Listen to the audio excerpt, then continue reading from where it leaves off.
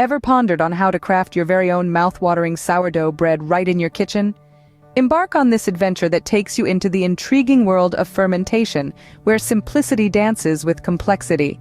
Sourdough bread stands out, with a unique taste and texture that's incomparable, all thanks to the humble ingredients. 500 g or 4 cups of flour, 350 ml or approximately 2 cups of water, 10 g or roughly 2 teaspoons of salt, and 100 g or about 1 cup of an active sourdough starter.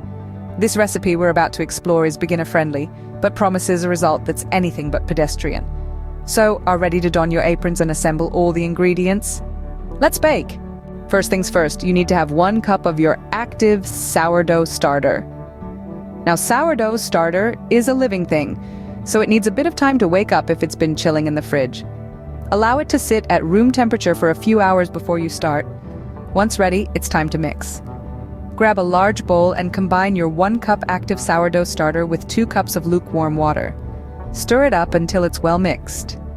Now, gradually add in your 4 cups of all-purpose flour and 2 teaspoons of salt. Mix it all together until a rough dough forms.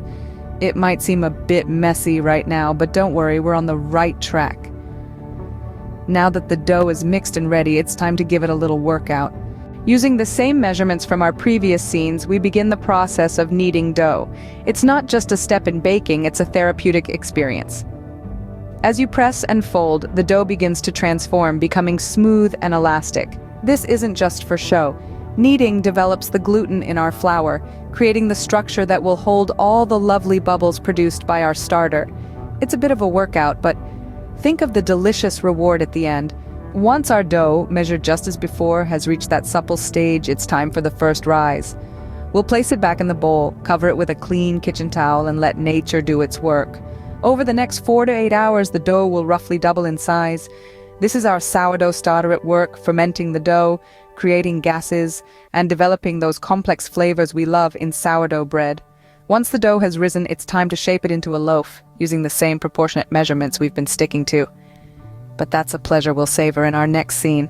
Shaping your dough, made from your measured ingredients of 500 g of flour, 350 milliliters of water, 10 g of salt, and 100 g of sourdough starter, is where you can add your personal touch.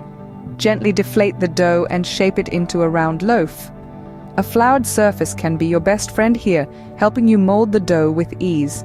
Once you're satisfied with the shape, place the dough onto a piece of parchment paper, cover it with a towel, and let it rise until it becomes puffy. This could take anywhere between 1 to 2 hours, but the wait is definitely worth it. Now it's time to turn up the heat. Preheat your oven to a toasty 450 degrees Fahrenheit or 230 degrees Celsius. If you a Dutch oven, pop it in while the oven preheats. When the oven is ready, carefully transfer the dough and parchment paper into the preheated Dutch oven or onto a baking sheet. Feel free to express your creativity by slashing the top of the dough with a sharp knife, a decorative pattern. Then cover it with the lid or a large oven-safe bowl and bake it covered for about 20 to 25 minutes. This creates steam inside, helping to form a beautiful crust.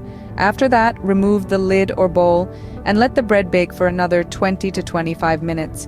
You're looking for a golden brown color and a hollow sound when tapped on the bottom. Finally, the hardest part, waiting. Allow your freshly baked sourdough bread to cool on a wire rack for at least an hour before slicing into it. This is crucial for the texture and flavor of the bread to fully develop. And voila! Using the perfect measurements, you've just baked your own sourdough bread at home.